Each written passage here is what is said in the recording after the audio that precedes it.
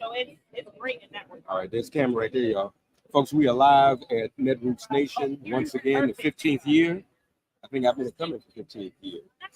David Neer is here with Daily Post. Also, Justin Jones. We got my brother here with us. How you both doing? It's one of those things where it's like Real good. Glad to have you with us. Justin, you've been on a couple of panels already. Yeah, we did 2 panels today. Okay, and what were those? Who were the topics? The first panel was looking at these attacks on critical race theory, DEI, with Dr. Kimberly Crenshaw, and looking at this effort to roll us back in history. And the second one was focused on state houses as being a front line. We must continue to fight against these attacks on racial justice, on healthcare, on equity and inclusion, and on the vision of much racial democracy. So those are the 2 panels we did. David, you've been covering, as you just said to me. I want you to say it the way you just said it to me, about what you're dealing with right now. Yeah, I want folks to remember that there are 500,000 elected positions in the United States. And we can't obsess about just one, no matter how important it is. We have to remember the other 499,999. And those include those held by folks like Justin Jones, who are on the front lines dealing with the crazy radical right stuff that is coming up through the states, because that's where they get their start. Because everybody right now is fixated on what Biden isn't going to do. What's your position? My focus is at the State House, and I think that's really where we continue to lift up the fight against authoritarianism. That's where my focus has been. So we'll continue to lift up our State House. That if we can win 10 seats back in our State House, we'll break the supermajority. We'll be able to stop them from what they did last year, expelling members, silencing debate, allowing it so that they use Tennessee as a testing ground for using extreme policies. So really just focus on what we can do at the state level. We'll continue to push at the state level. The problem is that we just brought in. How's Gloria's campaign going against Marshall Fletcher? I mean, Gloria's doing amazing. We just had a poll out from a minute ago that if just women were voting, Gloria definitely beats Marsha. And so we are going to continue to organize and look at that Senate race and the state house races. I mean, we have some amazing folks running. Shondell Brooks, a mother who lost her son to a mass shooting, is running for an open Democratic seat in Nashville. Someone I've felt my full support behind. If we get more people like Shondell, people who are impacted by these issues of gun violence, people who are proximate to the pain, who should be in power, that's how we'll transform the state of Tennessee. And I believe that if we're successful in Tennessee, it'll give us a blueprint of resisting fascism and authoritarianism as it spreads across this nation. If Tennessee's really the tip of the spear, we have to address these issues head on. So what do you say to people, David, who are fixated on the national race and that's about it? I say there are so many opportunities to get involved. And not only that, if you are a small dollar grassroots progressive donor, you get such great bang for your buck giving to, for instance, a race for the state legislature. And not just in the super competitive states, but also breaking those supermajorities, like Justin just said.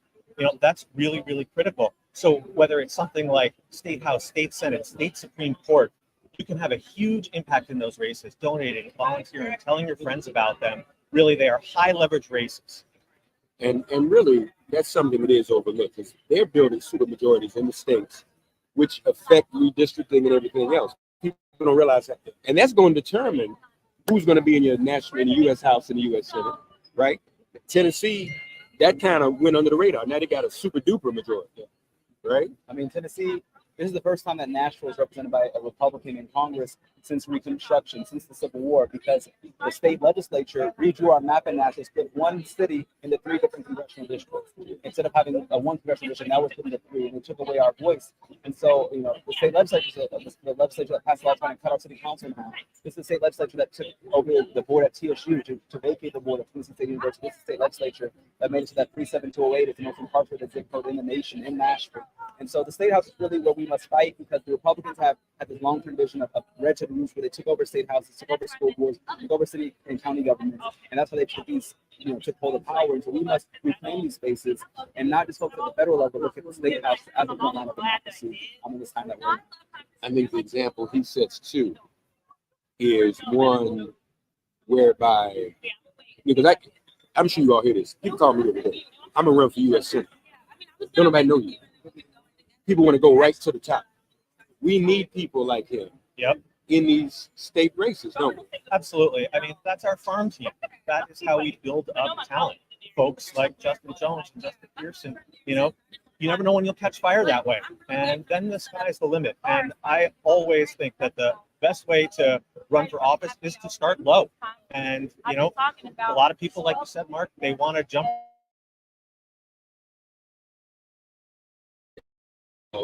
Thank both of you for stopping by. You've been here. You've been here the whole time. You're always in Netroots too. It is my second year. Yes. Just want to mention we were together last weekend, y'all, for James Lawson's funeral. And how was that experience for you? He was a mentor of He was a yours. mentor and somebody who directly connected to our movement in Nashville. We train young people like John Lewis and Diane Nash and Bernard Sweat. And he ran for office himself, actually, a school board in Memphis. Wow. Somebody who was an architect of nonviolence. The funeral, what I heard most was that we must honor Reverend Lawson by continuing the struggle that he gave his life for to make this nation live up to what it ought to be, not what it falsely has claimed to be, what it can be. He's somebody who, as Ron Meacham said, is really a true founding father of this nation who made real democracy. Because we didn't have any real opportunity of democracy in 1965 in this nation when the voting rights act was passed. So Reverend Lawson, somebody who invested in young people, who saw the South as a critical place. He left Ohio, coming to the South. That's the message I want to end with, is that the South is an important space that we should not seek around. And a lot of people right off the South say that change is impossible. But the truth is that if we're going to change this nation, we must lift up the South, lift up what the organizing that is going on in the South, invest in the organizing in the South, and do what Reverend Lawson did, which is train up a new generation to rise up against these systems of Jim Crow and white nationalist terror. Like just this past weekend, we had white nationalists marching in Nashville, Patriot from 200 members chanting. Why? What was that about? Why did they come to Nashville? They came to Nashville because my Republican colleagues continue to welcome them in Nashville with their policies that are anti-immigrant, that are anti-LGBTQ, that are anti-Black, that are about banning diversity, equity, and inclusion. That's why they keep coming. This is the second time in 3 months that white supremacists have come to Nashville. And because my Republican colleagues have been a call and response and have invited them here with their policies, with their rhetoric. And so this goes to, the question can be asked to the governor, can be asked to Speaker Sexton, the majority of the members, why do white nationalists keep coming here, and why do they refuse to condemn them? That's the thing that's happening. So they just turned Nashville into a playground.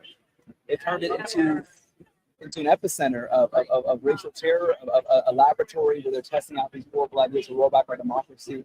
And that's why, Nashville's a tip of the spear. It's also a canary in the coal mine. Like, let us hear the alarm of what's happening here and not let them take us back into nation. But if we resisted in Nashville, we're successful, it'll give us a blueprint of resistance across this nation. Before you ever go, you probably want to hear this. Highlight for us some of these important state races that you're looking at that can really make a difference. Absolutely. I want to. And we're talking about, we've also got abortion on the ballot. We've got abortion on the ballot. There are going to be a whole number of states where voters are going to have a chance to enshrine abortion rights into their state constitution. They did it in Ohio successfully. Arizona, Missouri, a whole bunch of other places. And also, I want to call attention to state Supreme Court races. We have seen how unbelievably lawless and unhinged the federal Supreme Court is, saying that the presidency is actually a monarchy. Well, the best way we can push back on that right now is to elect fair-minded judges to the bench at the top courts throughout the nation. We have chances in Ohio, North Carolina, Michigan, and Montana. These are all super important races. Don't let them fly under the radar. Thanks, brother. Appreciate you. James Lawson, this is student James Lawson, folks. And we both learned a lot from him. And want to let people know, this is my takeaway. We got to say to all these young people, I want you to hear this too. Reverend Lawson wasn't about nonviolence for nonviolence sake. That wasn't just something to do. It was attached to agitation. It wasn't a friendly form of nonviolence. It caused trouble, shook things up, and it was protracted struggle. Okay, so what that means is Lawson and them would have a nonviolent direct action against you, meet a couple of demands, and then come back and hit you again. A lot of us now, we want to have one march, and that's it. All right, so we need to go back and read some of that. Everybody talking about struggle and organizing doesn't talk about that anymore.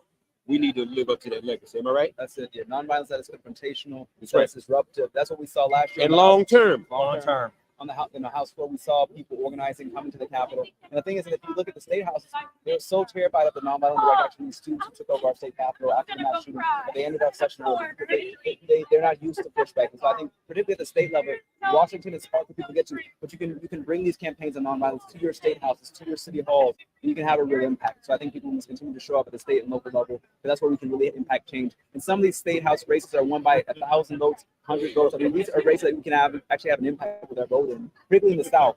That's right. And then folks didn't change the districting in terms of how you're represented. And as he said, Reverend Lawson ran for school board. All that stuff is important. The Moms for Liberty been trying to take over school board. Yep. So we need people to run school board. We need people to do things, change the police departments and schools and election boards are governed locally. It's a myth that they govern on Twitter or in some national level. Thank you, guys. Appreciate you. Good to see you. Good to see you, man. I'll see you around, brother. Yeah. All right. David, Thank you. Appreciate it. keep up the good work, man. David with Daily. Tell me again what city you operate out of. I'm in New York City. That's right. You're in New York City. We got to get together, man. We do. While we up in New York. David Neer with us, folks. Daily Coach. Be sure to check him out if you're not already. All right. Thank you. It was really good to see you. It's good to see you too, man. Folks, we are broadcasting live from Netroots Nation. And glad you could be here with us. Brother Whitfield.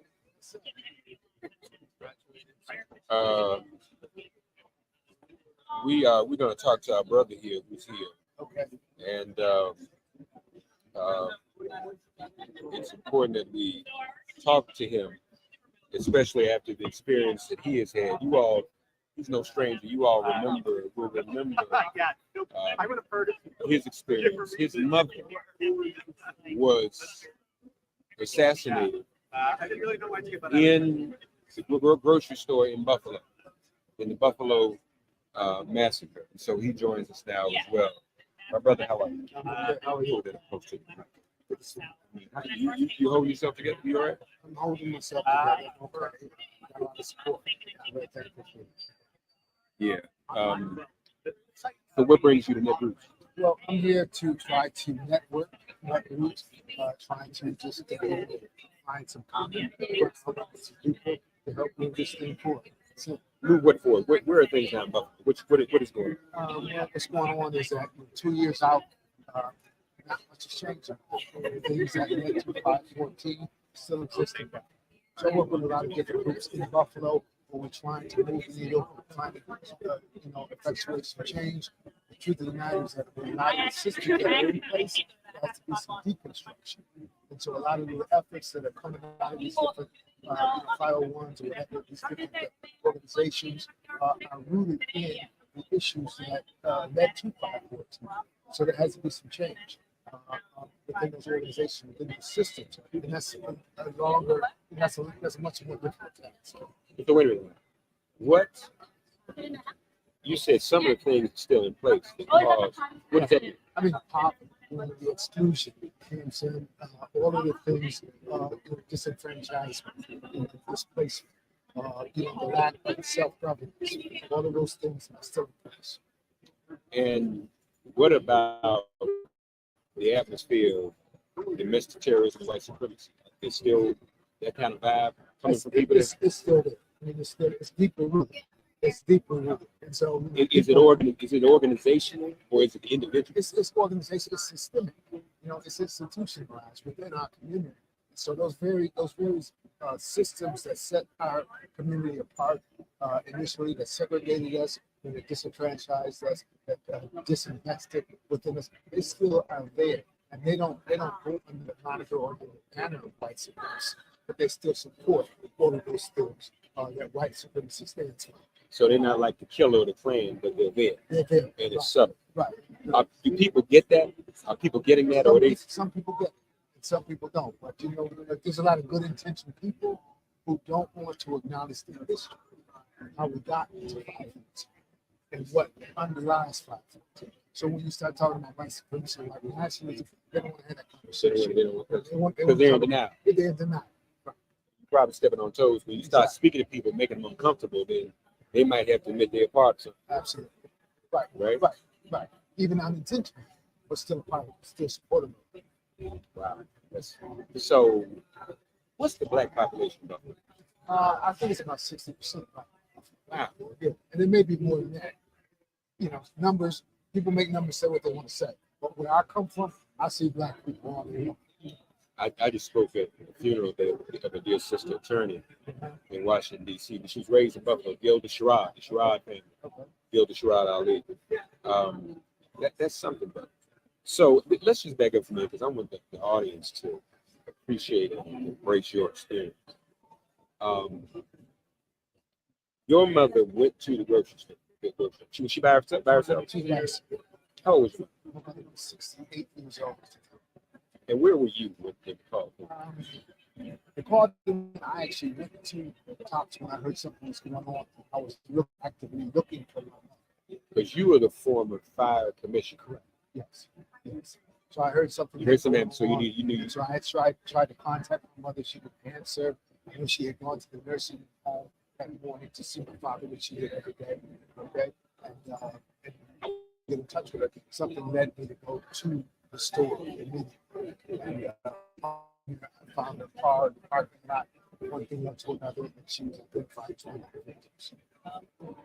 How was your father? My father is just turned 90 years old this year. They would have celebrated their 70th wedding anniversary. Mm. I'm sorry, I said my mother was 60 years. My mother was 86 years old. And still able to go to the store and take care of herself. Taking care of And got herself. cut down for taking care of herself. Black woman taking care of herself. Just for doing that, she gets punished for it. Okay.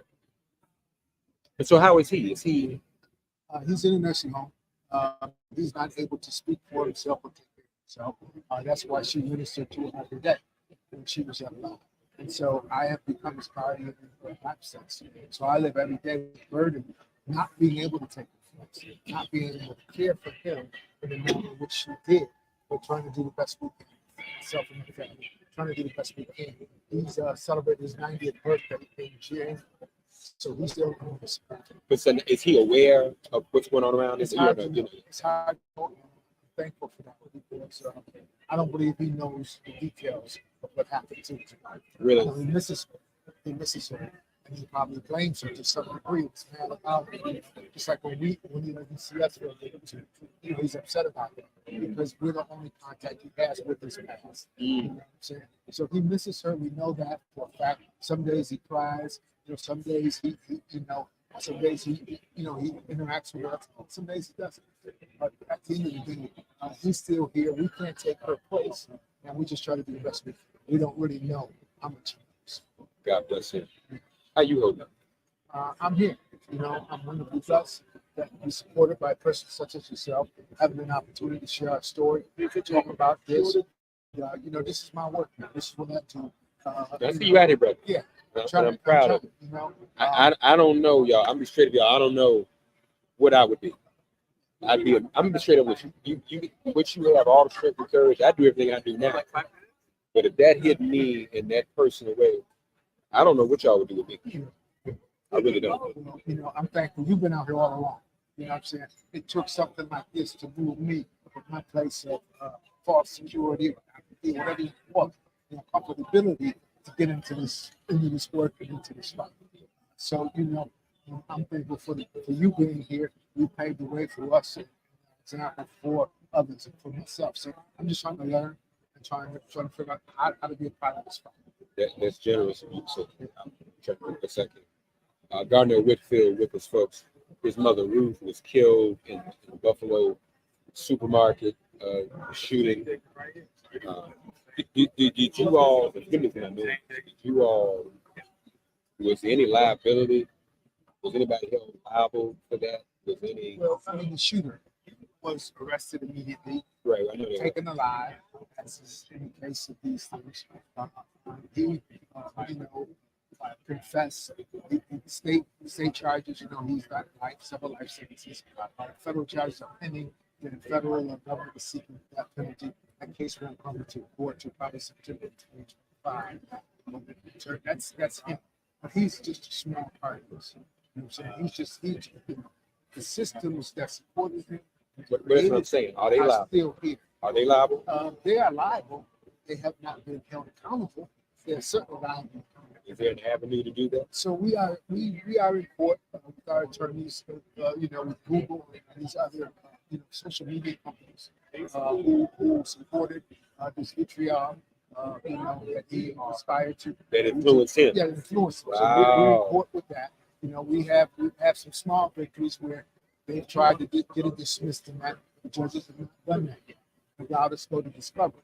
So no matter what happens, by being able to have this period of discovery, we will be able to bring forth some information, some evidence about what's going on with this whole thing of social media how they are supporting us. So we're excited about that. Well, that's important. God bless you for that. I like y'all. They coming for Google and all these other social media that enable this kind of foolishness. As well, they should. That's what you got to do. And that's the power. Brother, God bless you and your family, man. Appreciate you. Listen, I do this for me. I'm not going to say it. I'm checking your number. I thought I had your number. Put your number in there. So we can keep in touch. And so if you need to give me an assignment, we can do that. But folks, we're live here at Netroots Nation. This is the son of Mother Ruth Whitfield. Still in church, brother? Absolutely. We put a roof on the church in my mother's name. We put a roof on our church and we're trying to rehab the church now. Reopen the church. Yes, absolutely. That's good. God's been good to me. Yeah, you look good. Y'all see the strength of this man? A lot of us tripping over small things, losing minds over small stuff, and then here this brother is standing on promises. Yeah. Okay, man. I'm gonna hit you. I'm gonna be sure you have my information too. Okay. Right Yes, now, please thank do. you, brother. Thank you. Appreciate All right, you. man. Good to see you. Yes, Good to see you in this space, man. Yes. For the diversity, Absolutely. not just in terms of what we look like, but the diversity of experience. Absolutely. Ain't nobody here who's been through what you've been through. Well, I said in the climate change, is such a big. Many of the strategies and tactics we can use. So it's just not about what the title of these sessions are. It's about being able to take these things and leverage it in this fight. And it's a multidisciplinary, diverse group of people here, and so I'm excited about it. Absolutely. Thanks again, brother. Love you, man. Love you too. Brother Garnett Whitfield, folks from Buffalo. Folks, we are here live in Netroots Nation, and we're going to be talking to a few more people while we're here. There's some other folks who are going to come by and see us. I am happy to be broadcasting live with you and for you. There's a plenary session going on right now. And if you haven't downloaded the Netroots Nation app, please do so. Maybe you can watch them. Some of the events as they are streamed and as they take place live here. And here we go. Here he is, right here, in the flesh, right on time. Oh, are you joining me? You can. You're a lot easier on the eyes than the two of us. You want to introduce us? Feel free. Here we have with us, dear brother Marcos. You got your yes. Messing up. Went to the dentist yesterday. How are you? Doing good. Thank you, Marcus. So I guess we know we need to What do we need to y'all talk guess what we need to talk about. This is a special edition of Thursday Coast on a Friday. And it's probably needs to be this way because there was news made last night by Express Conference. First of all, how do you think he did? I mean, he was normal Biden, which is not particularly articulate, but knows his stuff and can clearly put sentences together and have a coherent narrative. And so he gave, I think, everybody what they wanted to see. So people who want him gone saw that he made his gaps. And, Joe Biden's a gap machine. It's always been a gap. People are trying to put extra importance on it, pretending that this is something new. And then the people who want him to stay said, oh, no, we're good. He's there. But again, the issue isn't, does he have good days, right? The issue is, will he have another bad day? So I don't know if it quelled any of the concerns people have, but I mean, I thought he did perfectly fine. It was him. He was himself. Yeah. And he was in the lane of foreign policy. So whoever made that decision to put him up for that was smart. He knows more about that than anything else. The people who set him up for debate were stupid. Yeah. But this was smart. Yeah. So what does Marcus Malitza say? Does he drop out or does he stay in? What do you think he should do? So, I mean, I think he should stay. And I think he should stay not because he's a great choice right now. My whole thing, nobody voted for Joe Biden in 2020, right? They voted against Donald Trump. So he's never been an inspiring candidate. The voters of South Carolina, specifically the black voters of South Carolina, specifically chose him because he was not inspiring, because they did not trust the American electorate to choose Kamala Harris or a Pete Buttigieg or a Cory Booker or a Kamala Harris over the boring old white guy. We talked about that at the time, Mark. This is like a We got it. We got theme, it. right? This Yeah. has never been any different, and I think it's the same situation right now, right? People will vote against Donald Trump, not for Joe Biden.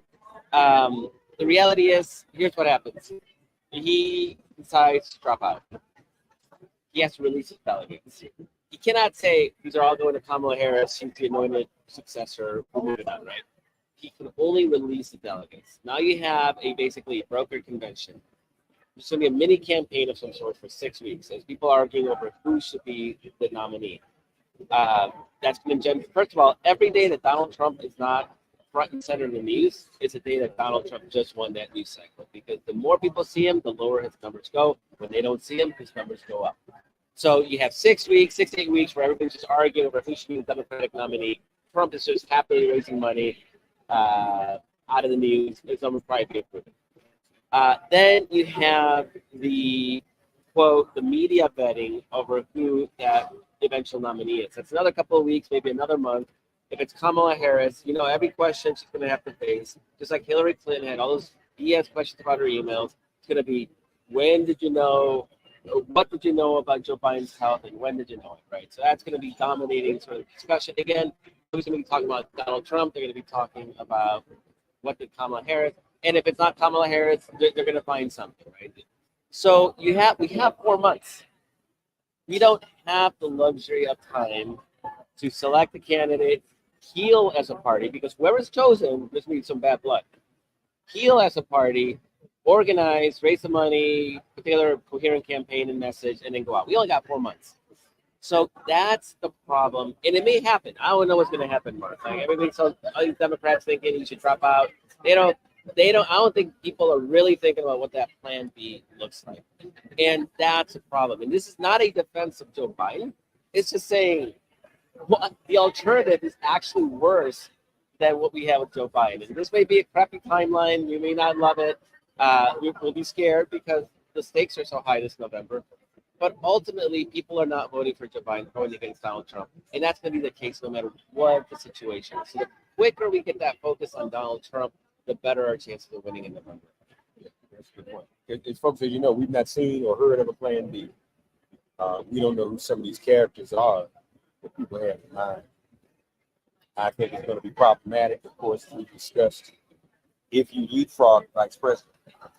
And I'll be honest with you, I don't know that the people who are interested in doing this really want to do it. I think that it comes down to it. I don't think anybody wants to be in that position of trying to leapfrog them. I would hope not. But a lot of the proposals from Carville, they're all talking about mini primaries and picking 8 candidates, and you can't. And who are these people? And it's not as if everybody's squeaking clean, because the media's gonna find something on everybody. They're gonna decimate. Like you said, they're gonna ask her, when did you know? They're gonna attack everybody else's weaknesses, because we know that many in the corporate media want Trump. Oh, it's great it's so clear they want this chaos. Trump is good for business. Ratings have been down since Trump left. I'll say Daily Kos, we had revenue of $25 million a year with Trump. We're down to about $12 million now without Trump, right? That's just a little Daily Kos, right? Now, project out, 100 times for companies like CNN or whatnot, New York Times, Trump is good for business. They think Trump is good for business. I don't know when that fascism comes knocking on their door if they're going to think Trump is good for business, but right now they think it's good for business. And the corporate media is absolutely failing to focus. It's right.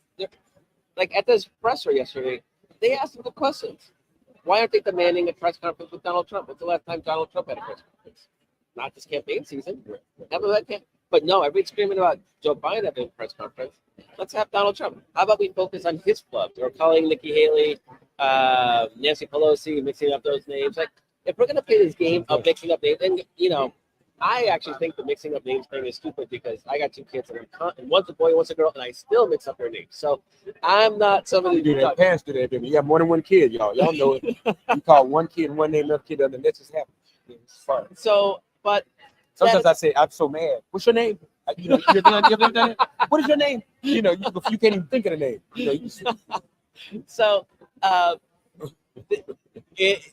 I'm not saying don't ask Joe Biden tough questions. I'm saying why is only Joe Biden getting tough questions? Why is Donald Trump getting passed? And I think you're right. It's just it's a lot more fun to beat up on the Democrats because we care. And then Democrats freak out and they get good quotes. And Republicans are like, yeah, our guy just got convicted of 47 felony counts. But we good with that. And then they get online and then they shut up. I think 47 felonies is a little more of an issue than, oh crap, he brain farted a whole debate. Rape, all of it. Oh, all of it. If we did that, and we ain't running for it. But Mark, all those things are still on the table, but we can't talk about them because everybody's arguing about Joe Biden. Everybody's fixated on something. Yeah. So this is breaking about an hour ago. Is this legitimate site? I was at the SU website. I let me put on my glasses. Why? I don't know. Michigan Governor Gretchen Whitmer said that Representative Mr. Slock and UAW President Sean Payne will not. I mean, they're claiming it's AP. Or is they pulling it? Yeah, I mean that's a bad look. I don't get it. Is it also dangerous for these big money donors to try to call shots over and above the electorate? I mean, yeah, absolutely. You're a delegate. I am a delegate. I mean, there definitely seems to be an attempt at a coup in a way that really is not. It's not seemly. I mean, Mark, we're seeing the polling. The polling is pretty static. When there's a missed opportunity, he may be down 1 to 2 points. Not ideal, but it happens. And you know what? They keep talking about Joe Biden. Yeah, those numbers may continue to suffer. Had they just made it a one-day story, he had a bad day, we're moving on, then we would be in a different place. But the ability that you can never underestimate the ability of Democrats to get in the circular firing squad and to shoot themselves in the face, because and there's a reason though. I mean, just to be very, very fair, if we lose our democracy, we lose our rights. If they lose, they pay a little bit more in taxes maybe if you're a billionaire. Like, and if you're a normal person, your life gets better because Democratic economies under Democratic presidents are better. So really, there's a lot more at stake for us than there is at them. And so that's where a lot of this panic comes from. So I understand and we're Democrats. Are we really Democrats if we're not panicked? I mean, I think it comes with a job description. But we do. But we need to focus on the real enemy right now, and that is Donald Trump. And as long as Joe Biden says, I'm not going anywhere, and what he said at the press conference, very clear, if the polling showed that he was going to lose, he would drop out. Polling doesn't show that right now. I mean, it shows that he can lose. It also shows that, and 538 today under probability, they have Joe Biden up 51-49, 51% chance of winning. Really? Yeah. 530. So, folks, I didn't get to share this with you all yet. So I shared with Marcos yesterday here in the post. I had a theory. I got a plan if Biden's going to drop out. Harris, Whitmer, we go for it all. Go hard in the paint. Because, like I said, if you're going to go down in flames. Just do it. Like, we've never robbed a bank before. We're not, Mark. But let's say we decide. Let's say Grace said, "Yeah, we want y'all to rob a bank." We never gonna rob no bank for $200. Oh no. You go hard. You know, we're gonna try to get at least 6-7 figures. Yeah. To make the jail time worth it. Yeah. Same thing about this race. Let's go hard in the paint. Leave it all on the table. 2 women. That's right. I was just talking with David. Uh-huh. You've got. Not gonna vote to preserve their abortion rights and vote for Trump. Yeah. So you got all those things kind of intersect and overlap. Yeah. So if he's got to go 2 women, and we never would agree to that. But, when we talked about it in 2020, because we thought it might have been Harris, Warren. Mm-hmm. That's what you and I had fantasized. But maybe now's the time. Just this, and you got forget 4 months. Let's just say 90 days. Mm-hmm. Realistic. Get it, go hard in the paint, and pull it out. Yeah. And really call for the question on the electorate. than someone who's victimized women versus someone running against you. And, Yeah. I mean, you really got to. You almost have to defibrillate the electorate. You have to. I mean, there's absolutely something delicious about the fantasy of a black woman ending Donald Trump's career. Yeah. Just like Fannie yeah, Willis yeah. is going after him, just like Letitia James. Like it's like this like army of black women just hovering around him, making his life miserable. It would be absolutely delicious for New York Kamala. Supreme Court, the judge in the trial in D.C., even the judges. All of them. Yeah, You're right. it would be poetic justice if that were to happen. But right now, Joe Biden says he's not going anywhere until he does, and there's really nothing we can do about it either. Like all we can do is sit in the sidelines and wait to see how it shakes out. And that's why I think it's important to really focus on Donald Trump. And that's why it makes me happy that Project 2025 is being searched more on Google than the NFL or Taylor Swift, because people are starting to pay attention to that, despite the media noise on Biden. You had a theory Taylor Swift's going to perform at the convention. Yeah, she's got a hole in her schedule, which would fit very nicely to her showing up at the convention. We could. And lastly, as a delegate,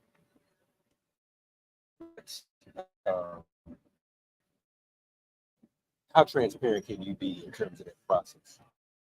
Karen, honestly, it's So you can report on it. yeah, What I you can think, report okay. on it if anything happens. I mean, right now it's Nothing yet. nothing. So the rumor is that they're going to convene you all maybe in the next 2 weeks to Yeah. do a formal Yeah. nomination.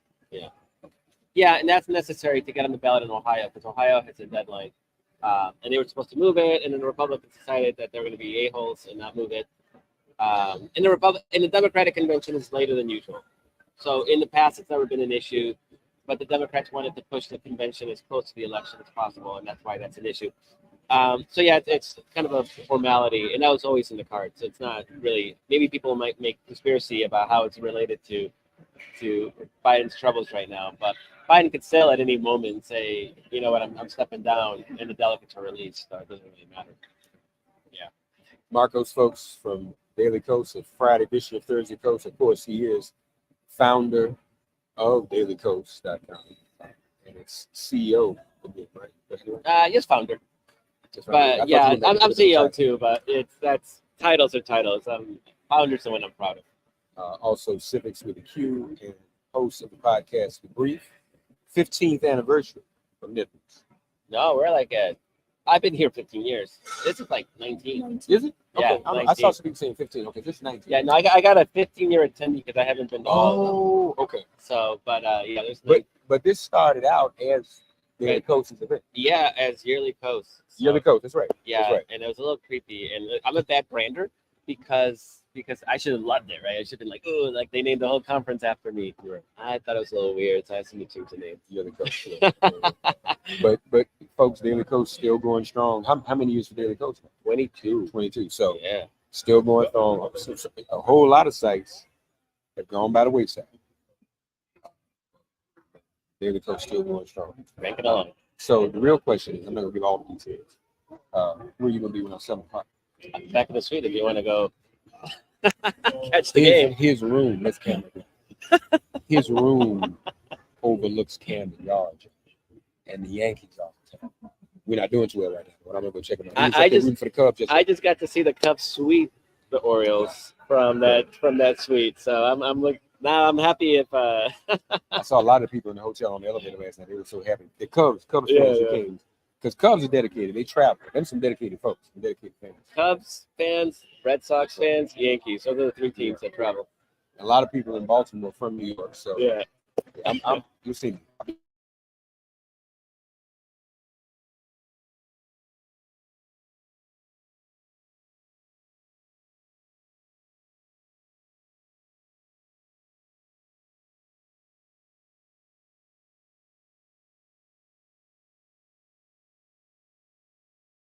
Wi-Fi. There we go. There we go. Hi there. You want to introduce this lovely young Yeah, lady? yeah. This lovely young lady is Grace Gold, and she is my partner of 7 years. Wow. Yeah. Oh, congratulations. And this is her first Netroots Nation. Really? Yeah, Yeah. Okay. very excited. Yeah, Okay. no, You usually enjoying it? I am. I've been a political junkie my whole life, so this Mhm. is the place to be. Good to see you. Welcome. Glad you enjoy yourself. I'll be up in the room later. Yep. Thanks. Intruding on y'all's privacy. I did it. Lots of people are coming. The game, the Yankees. Go. Yeah. Thank you all. Good to see you. Good to see you. Yep. Thanks. Folks, we're here at Netroots Nation live once again. Been doing this for a few years now. I think we've been coming to Netroots at least 10 years myself. Yeah. At least. Yeah. But we're here, folks. And good to be with you. We will take a short break. We'll come back. We'll talk to a few more people when we get back, as we are live here from Netroots Nation.